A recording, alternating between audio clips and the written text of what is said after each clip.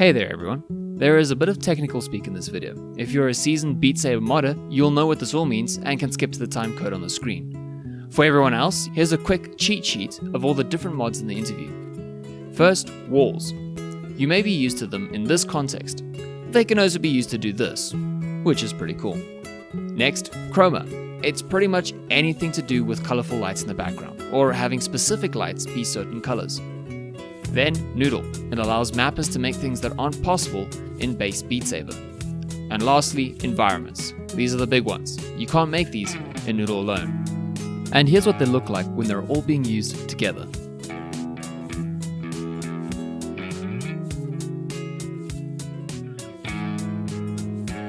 I hope this has helped.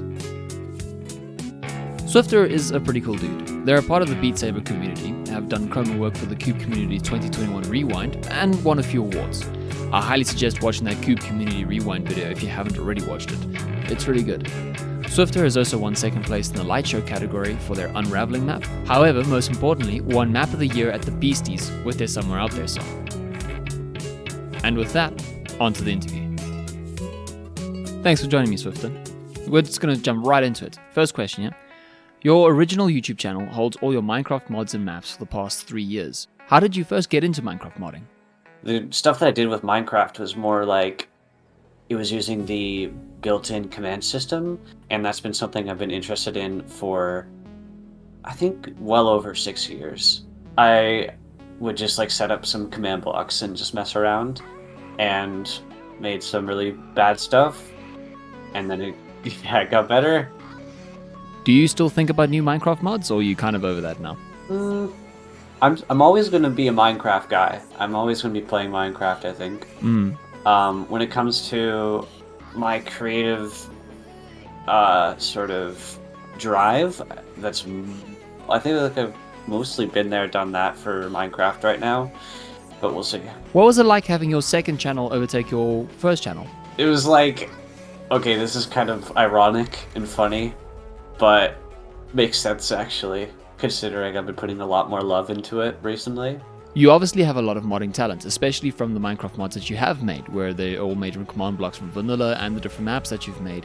But how did you first get into BeatSaber modding? I'd say okay, so I've been mapping BeatSaber stuff since like November 2019 or October or something, and I was just making vanilla maps since then, or like until the start of last year, and then I worked on Homesick, and I was like, okay, I am like getting interested in this, and I kept like pushing it further. Like first it was just I was making vanilla maps, and then I was doing chroma as like something special, like what I would consider big production was something that included chroma, and then I was like, okay, now chroma is becoming the standard, and I'm getting into Noodle a little bit. And then as Noodle became like, yeah, so Noodle's always like my big production stuff now. Chroma is the standard, and that shift was kind of interesting because I always had my mindset. Like I remember there were messages from like half a year ago where I'm just like, I'm not an environment guy at all. I'm not even joking. Yeah, 6 months ago, not an environment guy, and now you release Somewhere Out There, and now you're the de facto environment guy for BeatSaber. Yeah, supposedly that's what a lot of people think, which is really weird. So how did you first meet Monty and Reddick for your Somewhere Out There song? Reddick, I think we've been wanting to do something together since like early 2021, and I can't remember how we first messaged each other. It was something BeatSaber related, and then we were just like, I don't know, we were really compatible people, so we just became friends, and yeah, we just been talking and sending memes to each other, and he like, yeah, he has the sort of same ambitions as me, and like has a lot of interest in what I'm doing, and he's also really talented with his walls. Monty's been playtesting my stuff for like a year. I think it was just because he was streaming and streaming playtests, and I would come in regularly and just like throw in a couple work in progress maps, and then we just eventually like he started like noticing some of the stuff I was doing was interesting, and started like yeah, just messaging me a lot, and then eventually we're like, okay, we have to do something together. And we were gonna do something together a lot earlier, but it kind of died. Yeah, I can totally imagine a project like that could sometimes fall to the side, especially with how real life can get in the way sometimes. But it looks like you guys did manage something in the end anyway. You pulled Somewhere Out There together quite well, in fact. So, me and Reddick actually did have... Okay, so Homesick, if you remember Homesick, that was originally a collaboration between me and Reddick. But I kind of had the feeling that maybe I shoehorned him into it a little bit because I really liked the song and I didn't know how to do walls. So I'm like, he can do the walls for me. And then I eventually just figured out how to do it myself. And then after that, we did another map together, and he did all the walls for it, and he spent like 200 hours on it, and it was crazy. And then the man actually deleted his work in progress folder. Oh no, that's really unfortunate. I was about to ask if there's any song that still has that 200-hour footage, or at least some version of it in it, unless it's just now all lost to the void. Yeah, pretty much. I mean, it's salvageable because he sent some maps for me to test, but the script is gone, so it would be a lot of effort to go and like clean stuff up, and I also just don't feel motivation for the song anymore, so we decided to drop it. Do you ever think that you might return back to that, or try port over what's left over to a different song? Porting over to a different song wouldn't really work because it's like, well, we actually did reuse some of the effects for Somewhere Out There now that I think about it. But when it comes to the specific sort of patterns, I think that's very song specific, the sequences. But yeah, the math, I think, and all those functions, I think he ended up using for Somewhere Out There. Like there was a in the intro, there's like this triangle tunnel that was from this map that was deleted. When was the first time you really started experimenting with the environments for your songs? I'm actually not really sure. Because have you seen Our Languish, the Xavi song? That was, I think, the first time I really started messing with environments. So it's like, I remember a lot of people getting like really strong reactions out of that map, and that was the first time I was like, okay, I think I'm figuring something out here. In Duumu's Tide, we start seeing your environments like the towers start popping up. Is that the first map where the sort of larger BeatSaber community started seeing you as an environmental expert in the BeatSaber world? Okay, so I think the first time I started actually working with environments was Illuminate, and since then I've always been interested in them. So I remember like a really long time before Illuminate, Monty brought up that it was a thing, and I'm like, oh, that sounds too complicated. Like it was the same sort of idea with Chroma, where I was like, oh, that's going to be something special if I ever do it. And then ended up doing it, and I'm like, okay, I'm actually figuring this out, and this is really cool. And then I did it again for, I think once Our Languish happened, that was when I was like, okay, I see a lot of potential in this, and I want to explore it. And then after Tide was when I figured out the Blender to environment stuff, and that's when I was like, okay, people need to move away from walls and see what this new technology has to offer, and that's what Somewhere Out There was.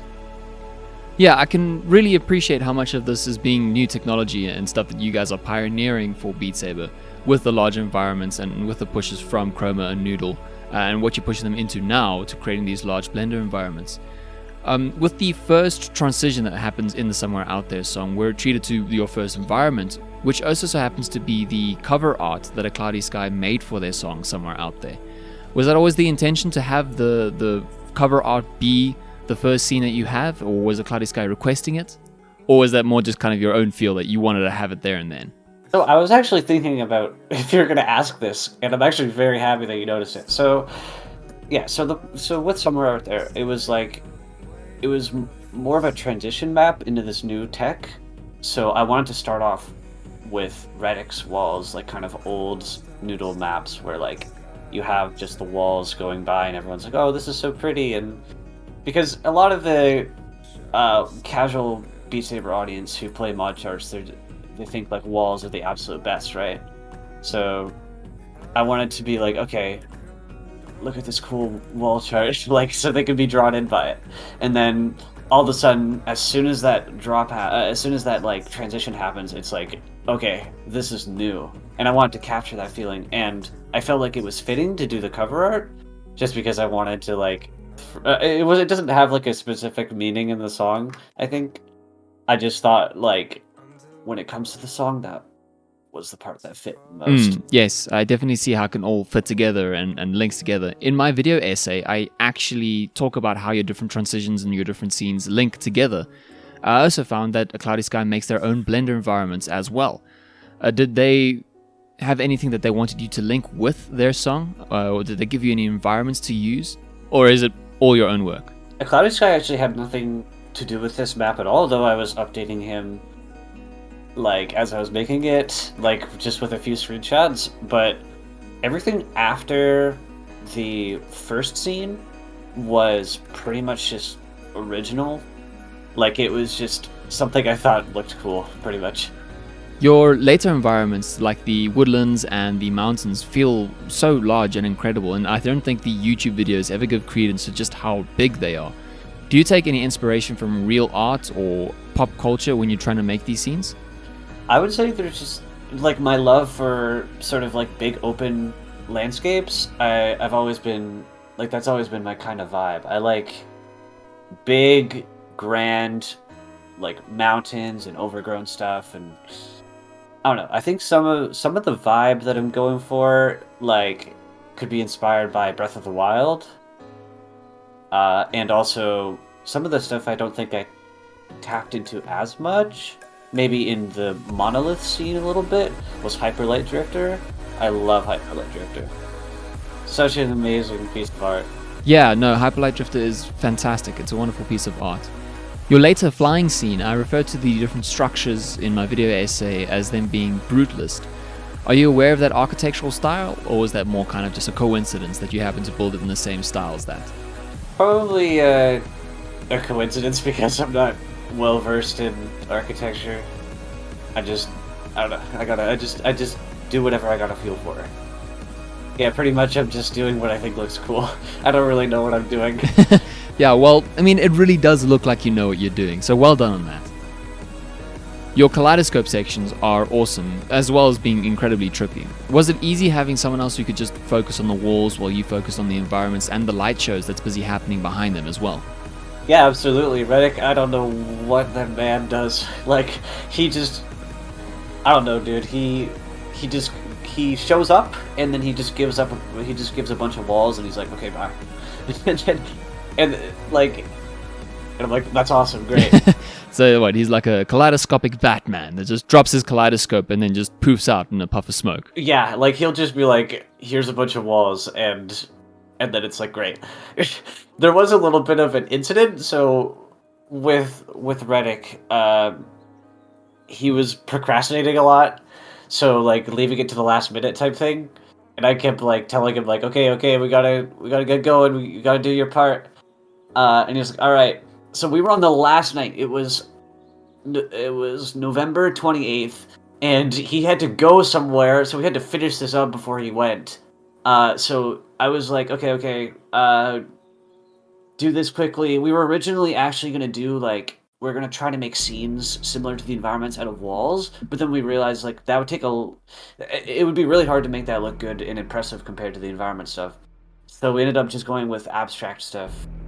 So we were trying to figure that out quickly. He was figuring it out, and I can't remember if we were done by the time he had to go, but before he had to go, like 5 minutes, he just messages me like 8 skulls, and he's like, family really said never mind. I'm like, are you for real? So we ended up finishing it. Nice. So at least the family gave him some space so that you guys could finish up all the walls for the song then. Yeah. We did end up having to work on it the next day, though, just to polish it and have play testing. But we did end up getting it out on the day that I promised, so I'm very happy about that. Nice. So at least it was a crisis averted at the end of the day, so well done there. The flying scenes are a joy for me. I love them. But the note blocks are also really wide and require very large arm swings to reach them. When you're making these environments, do you think of the note blocks first, or do you make the environments first? So the mapping I always do at the very beginning. I don't know why.